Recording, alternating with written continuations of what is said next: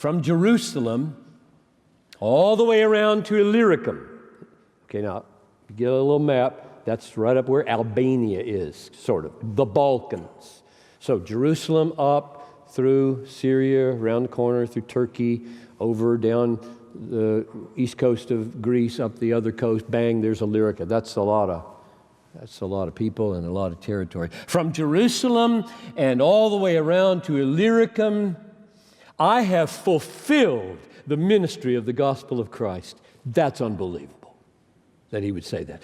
And thus I make it my ambition to preach the gospel where Christ has not been named, lest I build on someone else's foundation. But as it is written, those who have been told of him will see him, and those who have never heard will understand. This is the reason why I have so often been hindered in coming to you. In other words, I did have room. I had work to do, but now I'm done. Verse 23, but now, since I no longer have any room for work in these regions, and since I have longed for many years to come to you, I hope to see you in passing as I go to Spain. I mean, that is crazy. I have no room for work here. I mean, he left behind Titus and Timothy as pastors of churches, plus all the other pastors he appointed in the churches, and he wrote him and he said, do the work of an evangelist. Why? There's thousands of lost people in this region. Thousands and thousands of lost people in Asia and Bithynia and Cappadocia. There's thousands and thousands of lost people, and he says, I have no room here. I'm done. Now, there's a real simple explanation. There is such a thing as a missionary. Don't ever call everybody in your church a missionary.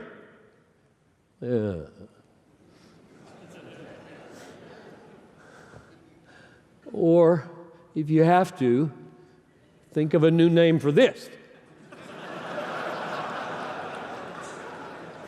Like pioneer missionary, frontier missionary. I mean, that's what we all have to do. If you're going to be faithful to the Bible, like Paul saying, I've got no room for work here. Spain, zero. Zero witness in Spain. That's my calling. What do you call that? I call it a missionary. Or you can call it a frontier missionary or a pioneer missionary. Fine, no problem. Just raise up some of them. Teach the people about this. Because frankly, I don't know any way the Great Commission today can be finished without God continuing to do what he did here by burdening Paul types. There's Timothy types who left his hometown of Lystra, went over to Ephesus to spend the rest of his life. Probably get that. Call that a missionary if you want. But then there's Paul types who's like, okay, I think Timothy can do this. He can evangelize these 50,000 people. Here, I'm gone. I'm going to Spain. Carry a burden. Carry a torch for that. Believe that in your church, somebody is going to get that calling. Because if you believe that, pray that, exhort that, guess what? Your budget's going to go up in missions. Because they're going to want to go. And they're going to blame you for it. And ask for money. And that's wonderful. That's wonderful.